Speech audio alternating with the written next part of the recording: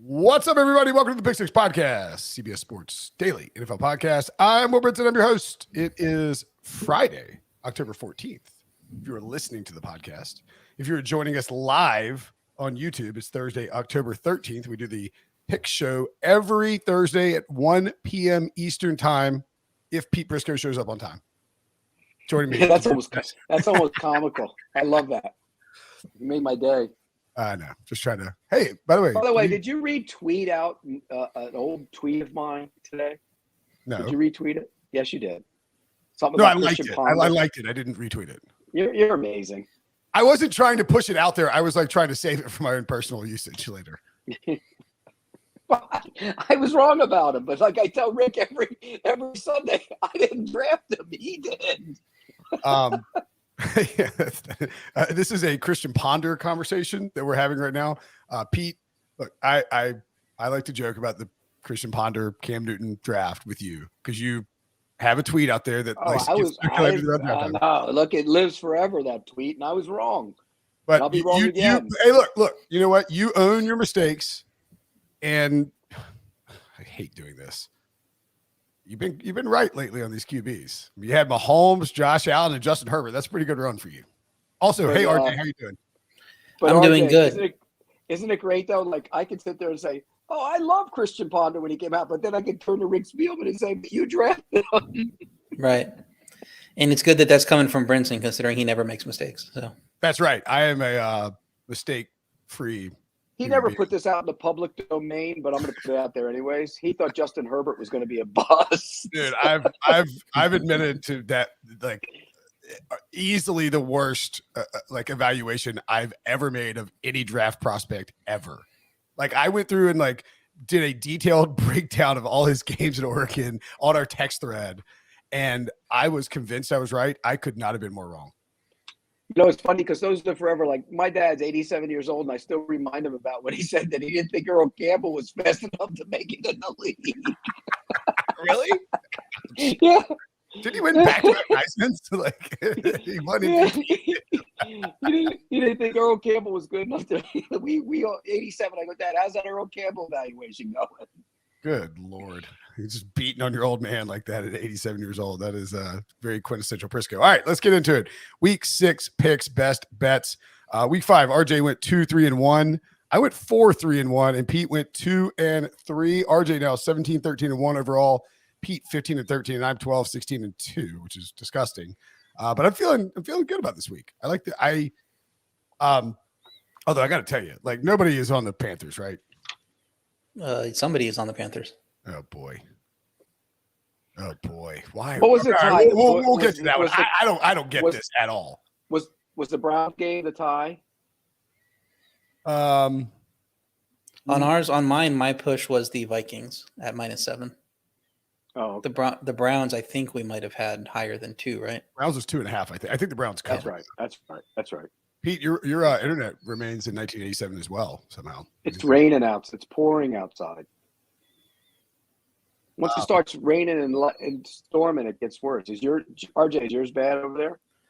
I can't tell. I it's got to rely on Will for that. I can only hear you guys. You guys. I don't know if my internet's good.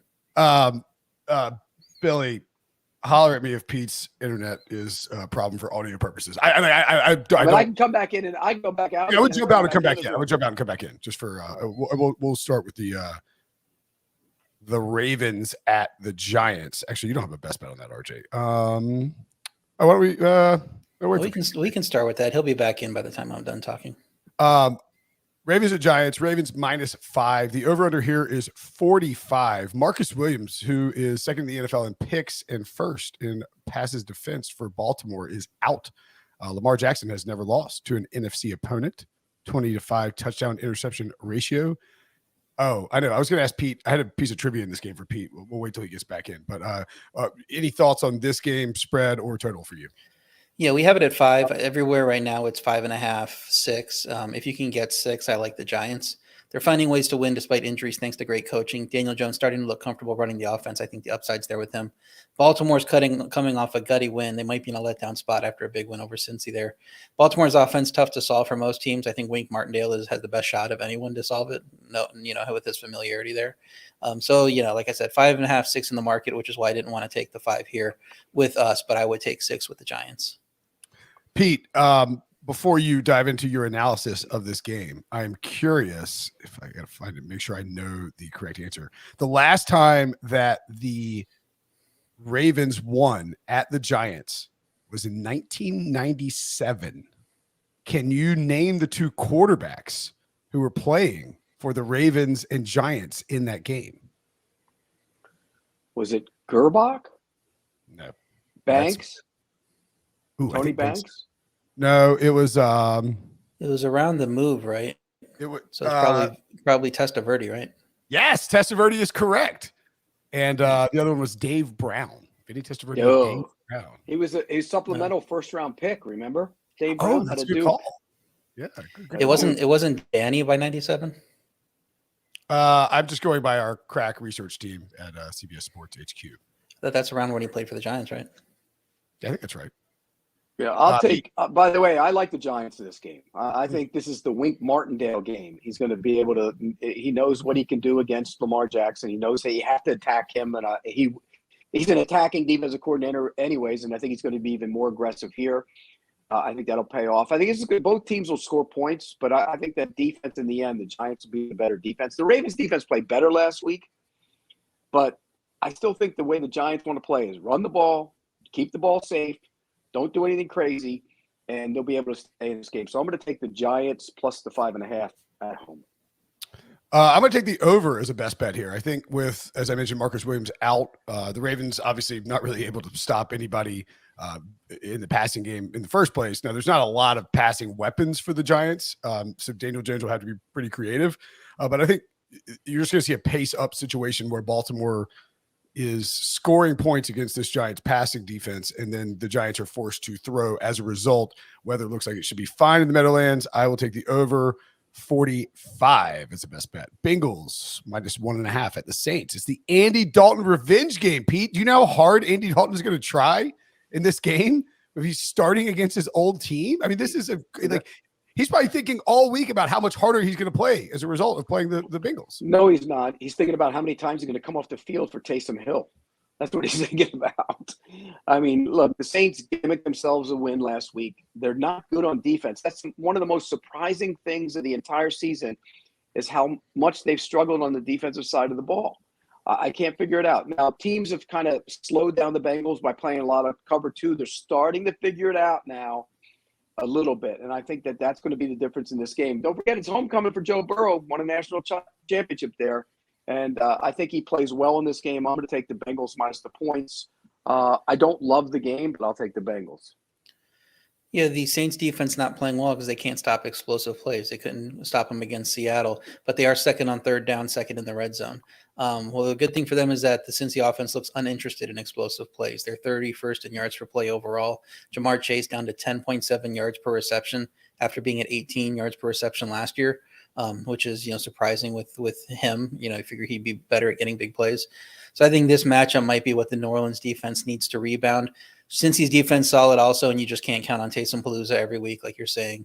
So I think it's a bad spot for both these teams, too. It's a second straight road game for Cincy coming off a big Baltimore game.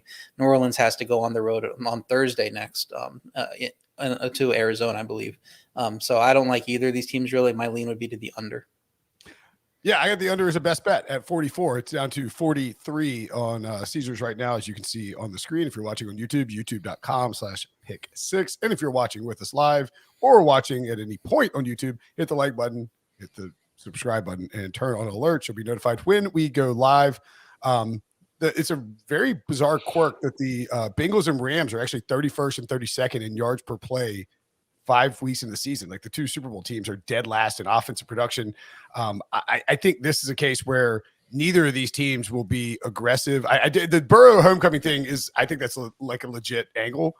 There's a ton of LSU players involved in this game on both sides of the ball, though. So maybe that mitigates it a little bit.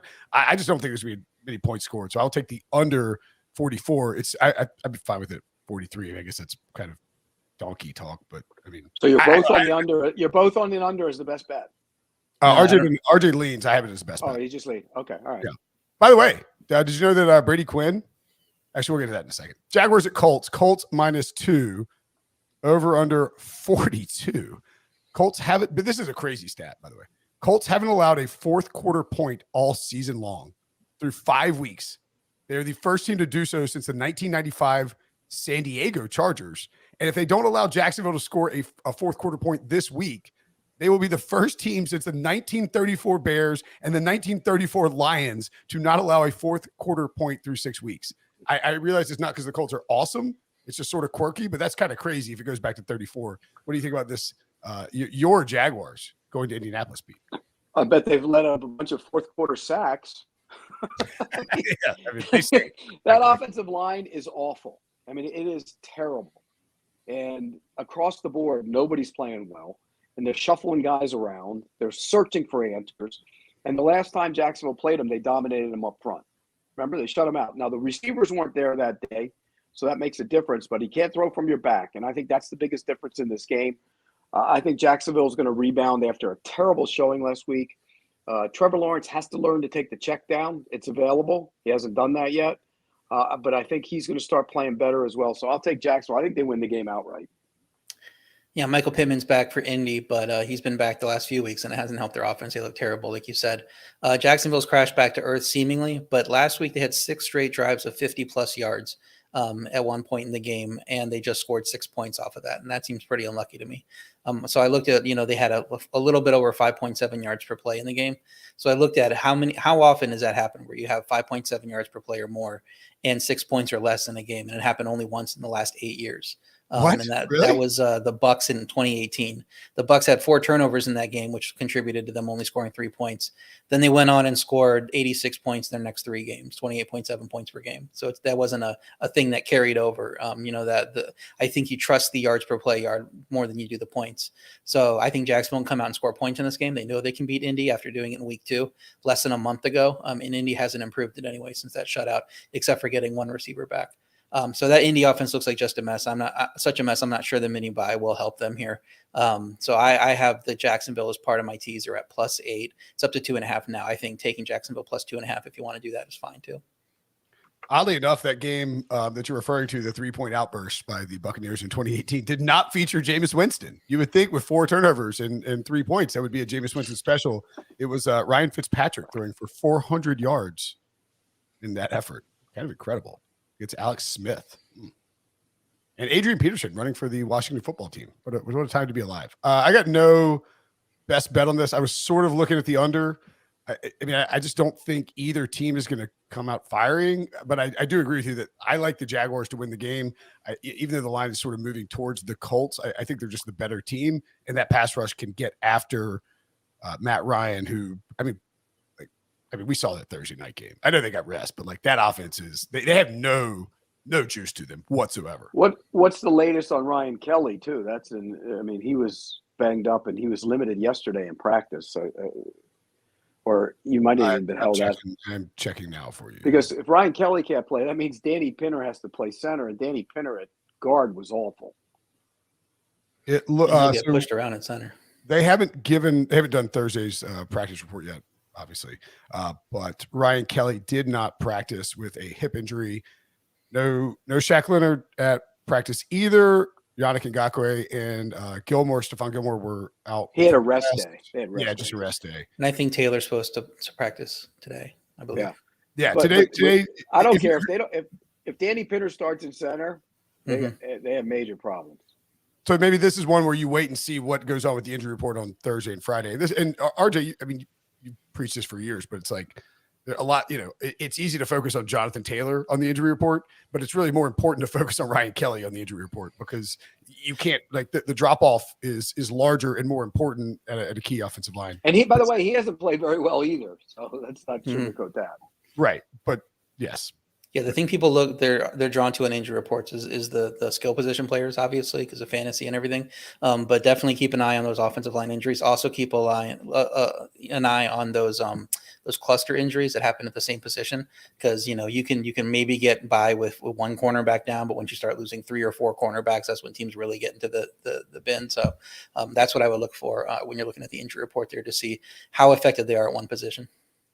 Speaking of cluster injuries, the Miami Dolphins are hosting the Minnesota Vikings, and the Dolphins are catching 3 points at home with a total of 45.5. Currently, Mike McDaniel has announced that Skylar Thompson, the 7th-round rookie out of Kansas State, is going to be their starter.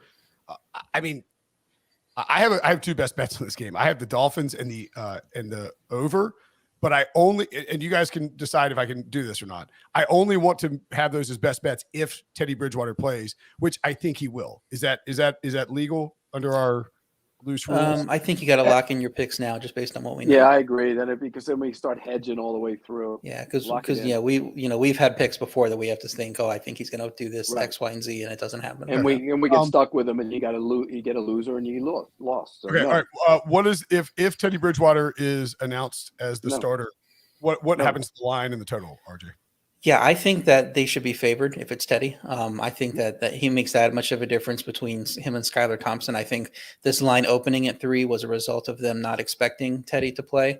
If you look at the look ahead line in that game, it was actually Miami -1.5. So that was with the expectation that Teddy would play this week. So it probably becomes Miami 1, right? Miami -1 probably. It probably moves to pick him, just because nobody knows how, without the practice, how well he does. But I think the sharps would jump on it and push it up to 1 or 1.5. Okay, then I'm gonna take the total off the board, but I am gonna take the Dolphins +3 as the best bet. And look, I mean, if I have to take the Skylar Thompson L, that's fine. I think, given the fact that Teddy Bridgewater. Oh, by the way, Pete, did you see what I added to my backdrop here?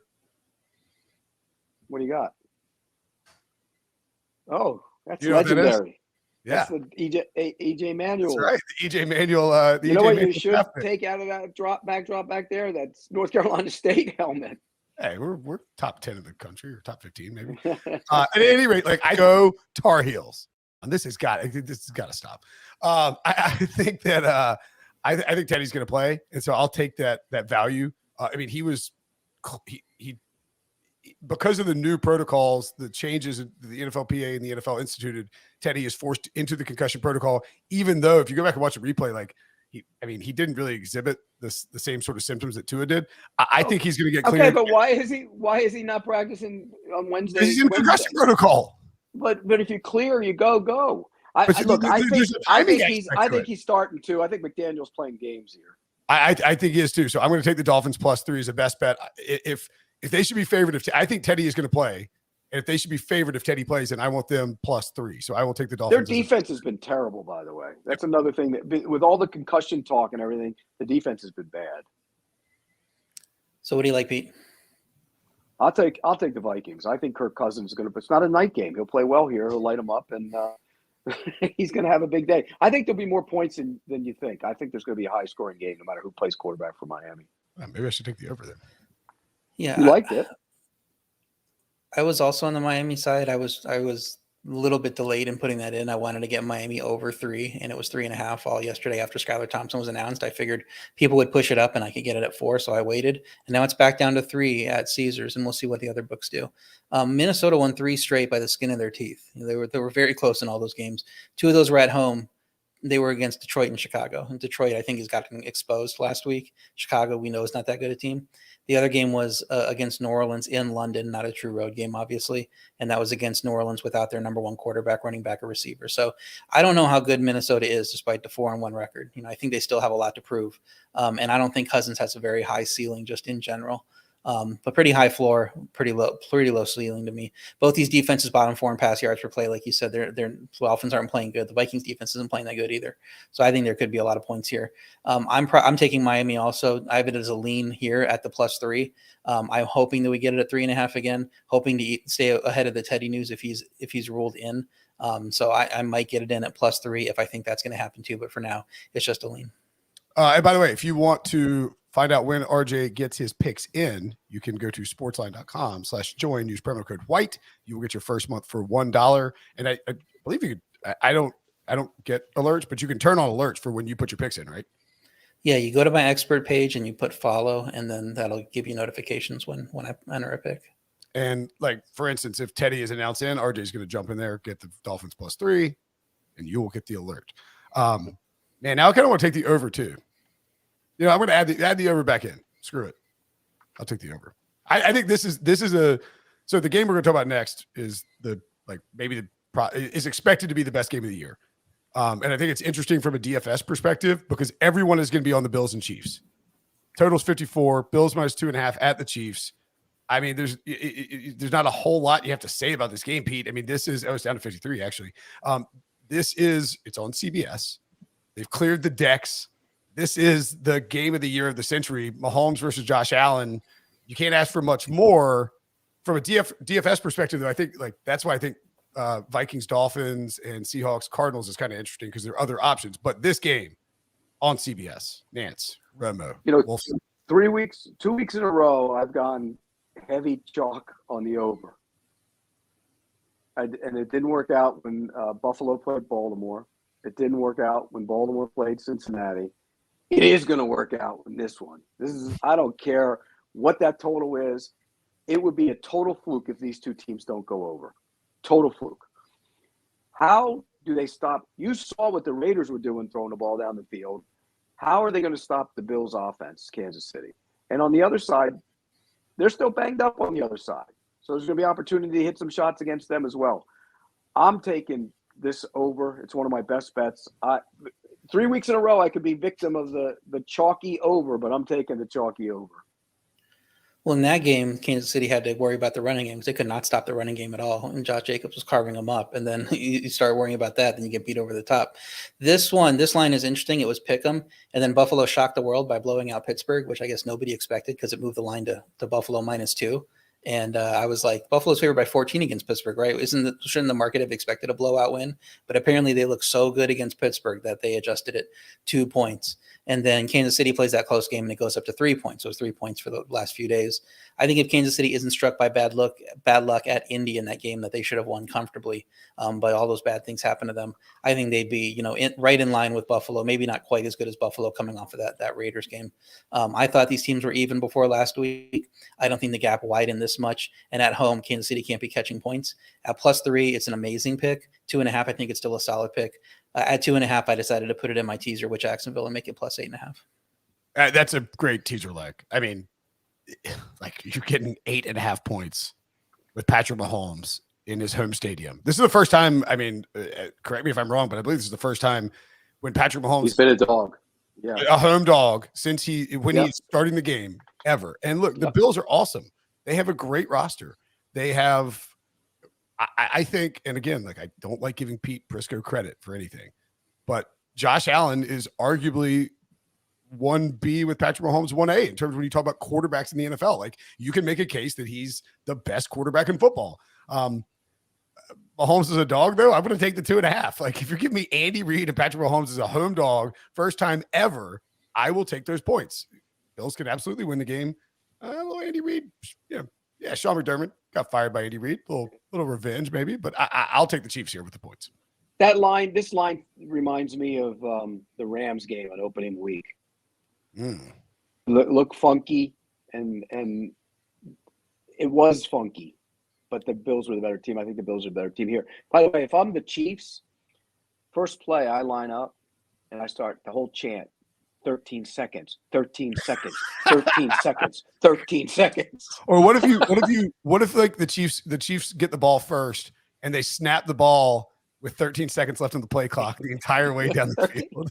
13 seconds. The Bills oh my God, are they snapping in 13 seconds? Act like they put it in the past, but believe me, I know because I've said it to about 18,000 different people around that team, and they have not put that in the past. All right, so that's kind of interesting to me, especially if you like the Chiefs, because we have seen the Bills and I think Sean McDermott's a great coach. I'm not knocking him, but he keeps it. He doesn't display it overtly, but he is very intense about certain rivalries, and I think that they conquered the Patriots, but it took him a couple tries, and it that win game definitely messed him up. And the Chiefs are it's basically like the bad boy Pistons with MJ in the 80s. I mean, like the Chiefs are their boogeyman. Well, they beat them last year, and then they lost them because they choked in the postseason. I mean, just saying. I think they The might be winner of this game is overhyped. going to get home field. I think is getting home field advantage in the postseason. That makes it that much of a bigger game for Buffalo. Winner of this game is probably the 1 seed in the AFC. Yeah. Cowboys and the Eagles. Actually, you know what? We'll take a break first, and when we come back, we'll discuss my Eagles and how they'll perform against the Cowboys on Sunday Night Football. Next. My Eagles. Cowboys at the Eagles. My Eagles -6. Over under 42. I believe, Pete, that Cooper Rush is expected to play. He is starting. He's starting. Or expected to start, excuse me. Yeah. I mean, yeah. Dak's, they're not going to play Dak here, right? No, they pretty much said Cooper starting. And look, Cooper Rush is exactly what you expect him to be. A game manager. That's what he is. He's done a nice job of managing the game. What's he averaging? 220 yards throwing? I mean, they've run the ball. They play great defense. I think the biggest thing here is that great offensive line against that pass rush. Do they handle it? And I think they'll handle it because Hurts can handle it by getting on the move. I like the Eagles minus the points. I know it's a big number, but I'm taking the Eagles minus the point. Yeah, I was a lean Eagles earlier in the week at 5. It's now up to 6.5. You can see as of Thursday afternoon. We're picking it at 6. That's a little too much for me. I'm probably a stay away at that number. Everybody's making this big deal about Cooper Rush, being just fine at quarterback, and maybe he should be the starter, yada, yada, yada. Dallas defense is carrying the team. I mean, the offense was basically one big Pollard run last week, and Rush and the passing offense had like 76 net yards or some low number. Didn't have to pass. And why are you going to pass if you don't have to with Cooper Rush at quarterback? That Dallas defense has eviscerated some bad offensive lines, the Rams, Washington, Giants, even Bengals. I think Philly's better than that, even with some of the injuries they're dealing with. And I think they can handle the pass rush a little better. Philly's offense first in pass yards per play, but still runs plenty. So you have to respect both if you're the Dallas defense. Well, the Dallas offense, 23rd in yards per play, 29th on third downs. 2 of their 3 touchdown drives last 2 weeks were 3 plays long. So it's not like they're engineering drives down the field with Cooper Rush. They're hitting a big play here and there. And I think Philly can limit that. So I do lean to the Philly as well, but its number's gotten a little too big for me that I'm probably staying away. I got Philly as the best bet here. I think, to RJ's point, like the Dallas defense is awesome. And look, Dan, again, I'll say this. I say this every week, like 3 times a week. And I hope that David Tepper hears it. Like Dan Quinn needs to get a head coaching job next year. And the Panthers should frankly hire him. He would turn that defense into an elite unit and maybe just needs to find another Kyle Shanahan in an offensive line. That's They need an offensive coach. Okay. All right. They should hire Sean Payton and find a quarterback. That's what they should do. Okay, that is a whole different topic because they have to trade for him, and the Saints would have to trade for him in the division. And I could totally see David Tepper doing something stupid like that, like giving away 5 first-round picks for Sean Payton. But again, talk about the Panthers in a minute. I see the Eagles are just a better team, and like I don't know that the general conception of the Eagles, the general perception, I guess, is caught up. Like this is a really, really good football team. It's not a team that's gotten a fluky run out to being undefeated. This is a dominant team, very deep on the offensive and defensive lines, with a quarterback who has taken a big step forward. I will take the Eagles laying 6 here on Sunday Night Football. And I mean, man, what a weekend for Philly sports. The Phillies in the playoffs at home and the Eagles on Sunday Night Football against the Cowboys. Anywho. Broncos at Chargers. Chargers minus 4.5. Over under 45.5, Pete. Well, Russell Wilson's hurt, or at least he says he is after he played so poorly. I mean, look, bottom line is that offense is dreadful. And they now lost Garrett Bowles for the year. He's their best offensive lineman. They've lost Darby, their corner. I think the Chargers aren't great on defense either. People have run on them like they always do. It doesn't matter who they sign, they just get run on. So I think I'm going to take. It is a revenge game for Melvin Gordon. You love those, Will. That's a good one. Actually, I didn't even think about that one. Yeah, I'm going to take the Chargers minus the points. I don't love the game, but I'll take the Chargers. I have the Chargers as a best bet at -4.5 now that it's gotten down to 4.5. You talk about those injuries. Denver also lost Javonte Williams week before. They had Josie Jewell get knocked out of that game at linebacker. He's been a pretty solid linebacker for them. So it feels like the Denver team is dealing with like what the Chargers went through injury-wise a few weeks back when you throw in the Russell Wilson injury too. But the Chargers seem to have gotten over that, playing well the last few weeks. Herbert looks fine the last few weeks. I'm not worried about him at all. The left tackle they put in place of Slater looks pretty solid. Denver's offense, like you said, been awful. 18th in yards per play, but terrible on third down where they rank 30th. Terrible in the red zone where they rank 32nd. So yeah, Denver's defense has been good against the pass, but they're dealing with those injuries. And the Chargers found their run game last week. The Chargers came into that game with the worst run game in the league at, I think, 2.7 yards per play heading into that game. And then Eckler ran all over them. So maybe if that diversifies the offense, they have a better shot here. Brandon Staley as a coach does questionable things, but he's a better coach than Hackett. I think we can all agree. So I think with the coaching edge, with the major quarterback edge, with home field, even though it's the Chargers, and only 4.5, I like laying the 4.5 with the Chargers. So that's why I have it as a best bet. I'm trying to worth noting here. I think Trey Pipkins, who replaced Rashawn Slater, is questionable, right? He's on the right. It was Jamari Sawyer. Was he on the right side? Okay, yeah. Either way, he stinks too, Pipkins. Yeah. Mm-hmm. But that means Storm's in. I had the over 4. I'm going to take the. All right. Denver. I mentioned those injuries. Randy Gregory also on the IR. That was a huge one. They lost a couple weeks back too. So Denver might not be very good. Russell Wilson might be washed. I mean, he doesn't run anymore. You know, there's Russell Wilson a lot of people out there that say he's too chubby and he can't run anymore. What? Is that you haven't seen that? That's out there. Yeah. Who's? I don't see it. But he's not the same. He doesn't have the same juice that he used to have. Interesting. That's a. By the way, I'm not going to comment on anybody's. Let's count on. No, neither nor am I. By the way, I can count on Staley going for it on 4th and 17 from his own 3. I think Staley's in his own head on these going for it. Some really bizarre decisions. Like, did you see Keenan Allen's tweets? What are we doing? I mean, my goodness gracious. I'm going to take the over off of my best bets just because of the injuries involved there. But I think there will be points scored in this game. Monday night game feels a little donkey-ish to take the over. But I lean towards the Chargers here. Panthers at the Rams. This is what I've been waiting this entire podcast for. Someone to explain why you would take the Panthers even plus 10. Like somebody tell me why. Well, I wanted to take them. I really did. I thought this was a spot, but I'm not taking them. Why you would take them? Because their defense isn't that bad, and that Rams offense is putrid. Your Hall of Famer is getting his Hall of Fame career derailed in a season, isn't he? Look, you sell your soul to win a Super Bowl, you win it. And now you're going forward, they have problems. You know, they have depth issues. They have all kinds of issues. And so I think that's showing up. But having said that, I think Sean McVay has to get this team going. This is a good spot to get it going. Carolina is awful on offense. As bad as the Rams are, I think Carolina, when you watch them, they're terrible. I think this is going to be the Rams game. I'll lay the 10. I don't love it. I wouldn't make it a best bet, but I'll take the Rams. I have a best bet, Carolina plus 10. I actually put it in on the site on Sportsline at plus 11. I was very interested in taking it once it got over 10. So they have a lot of coaching firings. Matt Rule is a bad coach. Teams often get a positive bounce after firing bad coaches, which we've talked about that in the past. And you can't get any worse than the job he did. Now you got PJ Walker at quarterback. They lost their starting quarterback. Baker Mayfield, you can't get any worse than how he's been playing. He's throwing the ball into the line and getting a knockdown every pass. So I don't know how PJ Walker is supposed to be a downgrade from that. He's going to have some mobility. He'll open up some throwing lanes. He'll be fine.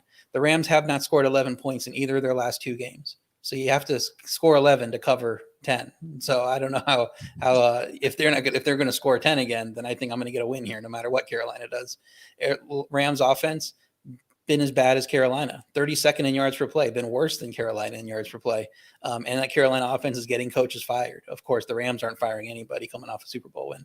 Dallas beat the Rams by 12 points, which has 76 net pass yards, like I said earlier. So Carolina, if they don't need 100 pass yards, I mean, they can just run and play defense. they could stick around in this game because I don't think the Rams are scoring a ton of points. So this game could be ugly for Panthers. It could be 16-6. That's still a push. It could be 16-10. That's a cover. So I like the Panthers here.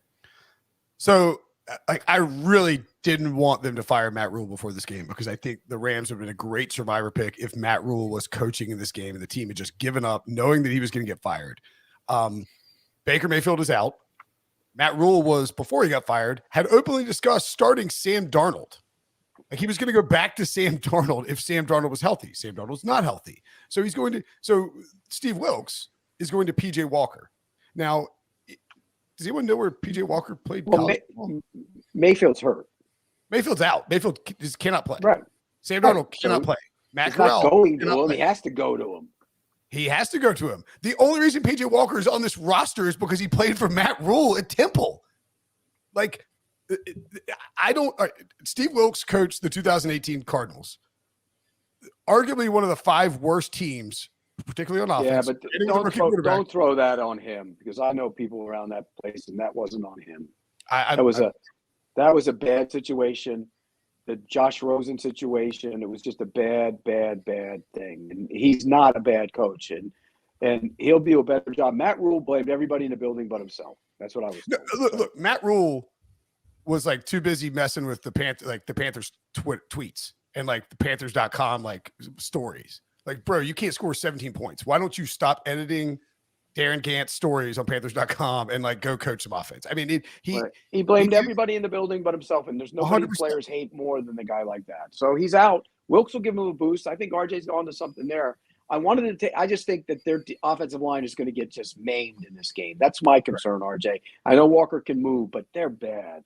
Both offensive lines are bad, as a matter of fact. The Rams pass rush hasn't been that good either.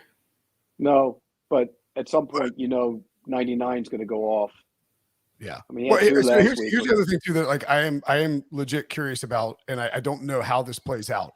So Steve Wilkes, when he was the last time he was defensive coordinator of the Panthers, was the most blitz aggressive defensive coordinator in the league. Like the Panthers were by far and away the most blitz heavy defense.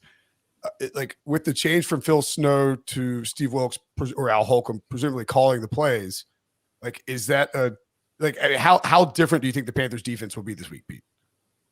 It'll be different because that's what Wilkes wants. He likes it. But if you don't have to blitz, you don't blitz. If they can get home, Brian Burns is damn good. And you look at this Rams offensive line is a major problem. You don't need to blitz. So if you don't need the blitz, don't blitz. Okay. There are a lot, everybody's on the Panthers. Fine. I'm not going to take the Rams. I'm not. I wanted to, but I took the Rams just because I think their defensive line wound up. I think the Rams. I don't see how you can lay, even against an XFL quarterback. I don't see how you can lay 10 points with the Rams. It's a lot. I'm laying it more against their offensive line, though. I think the Panthers are going to get throttled here. Panthers are terrible. Cardinals at the Seahawks, fighting Geno Smiths. Cardinals are -3 in Seattle with an over/under of 50.5. Kind of surprised. I mean, look, Geno Smith is just an upgrade over Russell Wilson. I don't know what to say other than that's just a fact. At this point, so far he has been. Yeah, he's been better. Yeah. I got 2 picks in this game. I think too. Arizona traditionally beats. Wait, all 3 of us have 2 picks in this game. Yep. Yeah, I got Arizona because I think they're going to go up there and win the game. I think they'll. Whatever happened at the end of that Eagles game last week, that was a bad clock management. They should know better. The quarterback should know better, and they blew it. Otherwise, they probably at least send that game to overtime. And I think Seattle's defense is putrid. I mean, anybody and everybody who wants to do anything they want to against them can. So I think Arizona will win the game and cover the number. I'll take them as the best bet, but I also think this is going way over this total. It's one of my best bets. So I'll take Seattle over and Arizona minus the points. So the market agrees with Pete. It's saying Arizona is not only better than Seattle, but much better. It's 2.5 now, but it was 3 when it opened. Seattle's defense, you're right, terrible, 32nd in yards per play, but it's not like Arizona has a shutdown unit there either. They're 22nd in yards per play. Seattle's offense ranks 2nd in yards per play behind Buffalo, 1st in rush, 3rd in pass. They are a very good offense at this point with a good quarterback, a quarterback who is better than Kyler Murray as a quarterback. Not as talented, can't do as much on the field.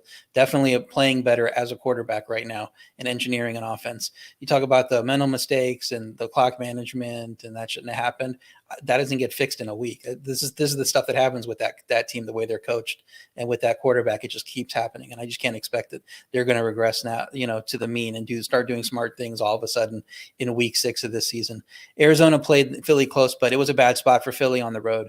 Dallas was coming up next. Philly had to go out west on this road game. That was always going to be a bad spot for them. I think Seattle has the better quarterback here. I think Seattle has the better coaching staff here. I know they're at home and they're catching points. So I love Seattle +3 as a best bet. I also have the over 50.5 as a best bet because we're just going to keep playing Seahawks overs. Yeah, I mean, you nailed this last week, RJ, and it stuck with me like all week, watching like Taysom Hill go bananas against the Seahawks defense because it was everyone was focused on the Lions overs, right? But Seattle is actually the better over team, and this is a great spot for both these teams to score a ton of points. I have no penny as Billy points out in the chat, but Ken Walker made a nice run. He's a good player. That's why you drafted. How is this offense going to survive without Rashad Penny? Yeah, right. I mean, they've survived without him a bunch over the last couple of years because he hasn't been in the lineup. I know. Look, Penny's played well, but like Ken Walker is a good player, and like they drafted him in the second round because they want to use him as a bell cow. He'll get run, and I think he can have a big game. Geno Smith is just good. Like it's the craziest. It's kind of flying under the radar, frankly. Like how insane that storyline is that Geno Smith is playing at the level he's playing at for the Seattle Seahawks in the year 2022 of our Lord, as our friend Costos likes to say. I have the Seahawks +3. I don't understand why the Seahawks aren't favored here. I have the Seahawks +3. It's +2.5 now. Obviously, that's a little different. And the over 50.5. So we're all three on the over. What could go wrong? Be it like a 10-7 game. Yeah, as long as it's the Seahawks winning it. Yeah. Ain't no chance there's a 10-7 game. I'll tell you that much. This is a shootout coming. 49ers -5.5 at the Falcons. Kyle Shanahan revenge game? Over under 44.5. You mean that would be more of a revenge game for the Falcons against him after what he did? That's true. He cost him a Super Bowl. 3 knees, kick a field goal, you're a champ. You can't argue with it. No, you can't. The 49ers stayed in Greenbrier in West Virginia. Oh, yeah. And since 2017, they've done that every single time. They've stayed on the East Coast between games. In those games, they're 7-0. But they're not covering here. What's the record against the spread? I don't know what the record is. I'm just saying they've won every one of those games. Greenbrier's a nice place, man. Yeah. But they haven't always stayed at the Greenbrier. They stayed at IMG Academy one time, but on the East Coast in between games, they're going to stay again. They did stay again. They're staying there now, practicing there. I like Atlanta in this game. This is, for me, team. Everybody thinks you bond when you're on the road. I think when everybody's on the road, part of the problem is they start worrying about what the hell's going on back home because they're hearing, yak, yak, yak, yak, yak, yak, yak, yak, yak, yak. Why are you getting here? My kids are driving me crazy. And so your focus isn't what it should be.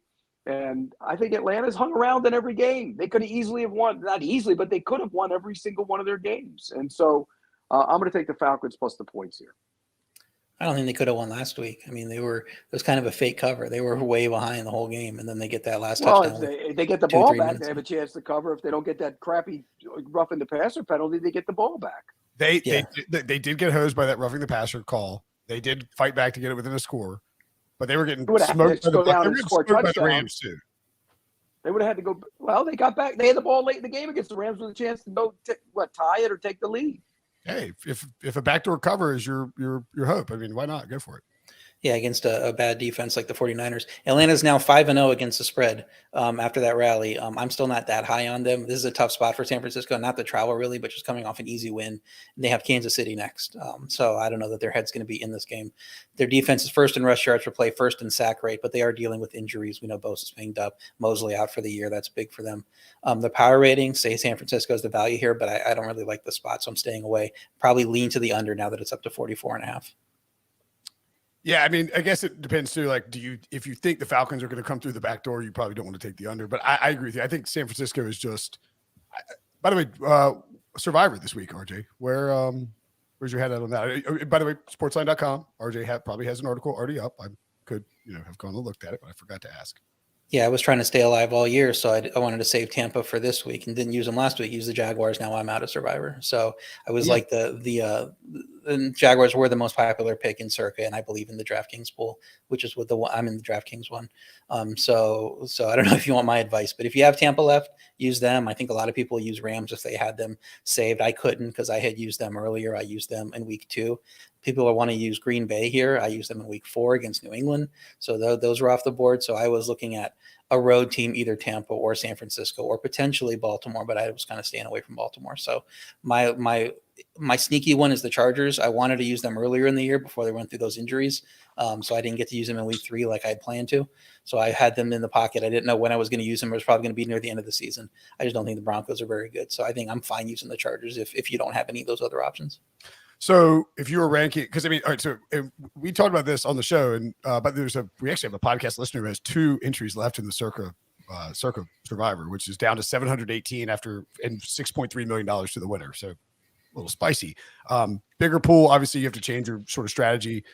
You mentioned you helped me in my smaller pool with 8 people left get on the Bills instead of the Jaguars. What would be your pick for a smaller pool? Assuming everything, Packers off the table, I think. Yeah, we go Bucs at the Steelers. That line is 8. I don't think we've talked about it yet. I don't love the Bucs covering there, but I think just based on who we're using later in the season, that the Bucs is the way to go. I think Niners would be fine if you want to use them, but considering what Pete said about them playing well when they have to stay out east. I think I have Bucs 1 in my article. I had the Rams 2, just because you can't ignore the matchup there. Then I had the Chargers and then the 49ers in my column. The idea of going Chargers and like the other 7 people are knocked out, it's like if the Chargers win on Monday night, you win the pool is kind of tempting. But I think I agree with the Bucs or Niners. No best bet for me here. Pete's only one with best bet on that game. Falcons plus 5.5. Jets at Packers. Packers minus 7.5. Weird juice on this game. The Jets are plus 7.5, minus 125. The over has come down a full point to 44.5. We have 45.5 for our best bets. Pete, how does Aaron Rodgers do after a loss? He's unbelievable after a loss. Yeah. Look at his record. Look at his I think his touchdowns is 25-1 or something. His ratio, touchdowns intercepted after a loss. So I'm taking Aaron Rodgers. I know they haven't played very well on offense. I think the play call has been bad at times. I think he's forced the ball. He's tried to get those receivers going. I think he gets them going here. Look, the Jets have been a nice story, but they beat a team that was down to a third-string rookie quarterback who basically had no reps during practice during the week. So it's a different step up for the Jets. I'll take the Packers minus the points as the best bet. The Jets coming off 2 straight wins. I think the public wants to play the Jets here, and that's why you see the juice there. The line wants to be back down at 7, and that's what that juice means. I at 7, I kind of lean toward the Packers at minus 7. The offense for the Jets didn't play as well as 40-17 suggests last week. Aside from Breece Hall's big catch, they were just 4.4 yards per play. Zach Wilson had 131 pass yards if you take that play out. So if Green Bay is just bad now, maybe it doesn't matter. And I know that we're keep waiting for Green Bay to get their feet under them. But at home, I still trust them, especially against a Jets D that struggles on 3rd down where they're 28th. Green Bay's offense ranks 8th on 3rd down. I think they can put drives together, stay on the field, and put up a nice little point total here. And then we'll see if Zach Wilson can get the backdoor cover. So at 7.5, I don't want to play it, but at 7, I would lean Green Bay. Are you aware of the Brady Quinn Jet situation involving the podcast? RJ probably is. Pete probably is not. I am too. I am. Oh, I know he's donating $1,000 for every win. I get it. I mean, I want the Jets to run the table, and Brady every week just has to give $1,000 to some charity. Do you know what the charity was this past week? What was it? City Dogs and City Kitties. Nice. Animal Rescue Shelter in Washington, D.C. Shout out to Brady. Good. Hey, look, seriously, in all seriousness, like credit to Brady for like following up quickly. I mean, like he donated $1,000 to a charity. So if the Jets lose this game, he doesn't have to donate anything. No. Any game the Jets win the rest of the season, Brady has to donate $1,000. So if the Jets run the table, Brady's down $12,000. So if he puts if you put a couple grand on the Packers on the money line. Well, that would be. Yeah, I'm just kidding. Obviously, he would not do that. I got the Packers No, he investment would not too. do that. Of course not. By the way, if you have a charity that you're passionate about, not you, but anybody who's listening or watching the podcast, go to Apple Podcast, Pick Six Podcast Review, leave a 5-star review, and mention the charity that you would. And we're going to pick charities from the podcast reviews every time the Jets win. And look, man, they got the Broncos. Probably not going to beat the Patriots, but Patriots twice. They got the Bears, Bills twice, Jaguars, Lions, Seahawks, Dolphins. Like, there's some wins out there. So if you've got a charity you're passionate about, go to Apple Podcasts, leave a 5-star review, put the charity in the review. We're going to pick them every time the Jets win. We'll pick one, and Brady will donate to it. He sends me the receipts. He's good for it. I think the Packers roll here. Rodgers off of law, and like you mentioned, the fluky nature of the Dolphins. When they beat the Steelers, they beat the Dolphins with Skylar Thompson starting, and they beat the Browns in like a once in a decade comeback victory that is just not replicable. And you look at their games against the Ravens, the Bengals, and I guess that's their only 2 losses, but 2 good teams. They kind of got smoked. I think the Packers take care of business and roll here pretty easily. Let's run through some rapid fire games. We mentioned Bucs at Steelers, Bucs -8, over under 44.5, Pete. I would take the Bucs. I think this is I'm not taking the Steelers until they show that they can stop anybody. They can't stop anybody. They don't. TJ Watt not there. They're a different defense. So I'll take the Bucs. My lean is to the Steelers just because I think this is a bad spot for the Bucs. It's a big number on the road. I think there's some excitement with Pittsburgh and Kenny Pickett at quarterback. I thought Tampa's offense would light up Atlanta's defense, and they really didn't. They should have ran away with that game. So this line feels a little high after that whole hum day. But, I'm not looking to play it. It's just a lean. 8's a lot at home. Even it is a lot. I wanted to take the Steelers. I think defensively they're bad. Buffalo could have put up 55 on them if they wanted to. They've never won a game.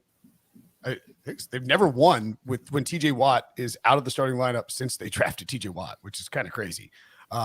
Kenny Pickett is great, but I don't think the Steelers have a whole lot here against this Buccaneers defense.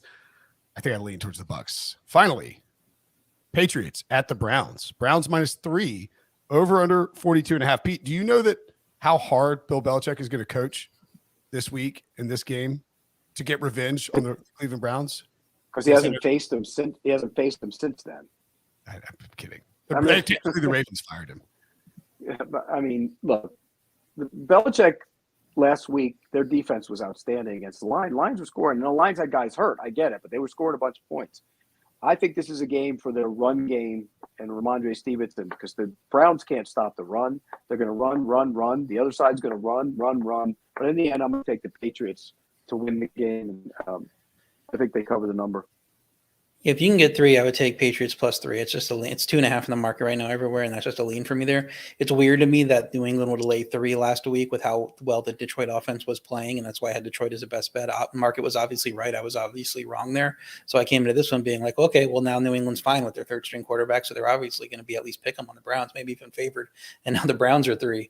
So I don't understand what the market is saying about New England. It just seems to be like so schizophrenic week in and week out. Cleveland led in the third quarter in all 5 of their games. They keep finding ways to lose. I don't trust them as a favorite ever. So my lean would be the Patriots. Yeah, I like the Pats to win the game, frankly. Is Mac Jones, Drew Bledsoe, and Bailey Zappi Tom Brady, Pete? No. Stop it. Bailey Zappi, the next Tom Brady? Brady Zappi? Ooh. Is Cooper Rush the next Dak Prescott? Because didn't Dak Prescott take Tony Romo? He'd be the Tony Romo. Yeah, good call. No, that wouldn't Dak Prescott be the Tony Romo? Yeah. That's right. Because Dak Prescott took undrafted Romo's dude out of nowhere. No, I'm just thinking no, Dak Prescott took Romo's job. Romo never got it back. So you're saying that Dak is the new Romo and Cooper Rush is the new Dak? It's not going to happen. I'm joking about it. What? That's a good one. Anyway, all right. That's all the games. Thank goodness for bye weeks. But RJ does have 2 look-ahead picks for Week 7. What you got, RJ? Yeah, like Miami -6 against Pittsburgh. To me, this is a line that isn't anticipating Teddy back yet or any of the quarterbacks back yet. I think it should be higher if he's back, and I think he will be back. You guys mentioned it. You think he's back for this game. I think he's definitely back for next week at the very least. That makes their rating 0 at worst to me, and I think that it might be above average, and Steelers aren't even close to that. I think they'll probably look better this week, but what if Tampa Bay stomps them like you guys are saying? That line is going to be north of 7, I think, with Teddy at quarterback. So getting in at -6 now, I think, is good. My other one is Tennessee -2 against Indy. Tennessee's on a bye this week, so they can only get healthier. They're not going to do anything that makes people not believe in them. Indy certainly could against Jacksonville again. What if they can't score points again against Jacksonville? I have the game right now as Tennessee -4. I can't see Indy playing well enough to get it to go up 2 points. Like that. So I think I'm going to have a value at -2 either way. All right, like it. Here is a quick recap of our best bets. Pete has the Giants +5, the over 54 in Bills Chiefs, the Seahawks over 50.5, Cardinals -3, and Falcons +5.5 plus Packers -7.5. Excuse me. RJ has the teaser with Jacksonville +8 and KC +8.5. The there was Chiefs there. I'm trying to find Chargers -4.5, Panthers +10, Seahawks +3, over in the Seahawks game at 50.5. And that's all of RJ's. Mine are over 45 in Ravens Giants, under 44 in Bengals Saints, the Dolphins +3 and the Dolphins over 45.5. Bear in mind that if you're following those two, I'm expecting Teddy Bridgewater to play. That's why I would take those, but I would want to see the full injury report. Chiefs +2.5, Eagles -6, and the Seahawks +3 and the over 50.5 in that game, and the Packers -7.5. I have a lot of bets for some reason. That'll do it. That's the show. Let's do it. I like this weird. This is like this week is very. I like this week. This is do a too. great week. By the way, this is a great week of football. College football has a ton of great games, and the NFL has some really good games. Good week. Are you gonna have your TV on NC State Syracuse on Saturday afternoon? Undefeated Syracuse. Ridiculous. Well, Devin Leary's not playing. Not that he. Go Tar Heels. Dude, somebody needs to delete that thing out of the server. Anyway, that's the show. Thanks for watching. Thanks for listening. For Pete, for RJ, I'm Brinson. We'll see you guys later. Later.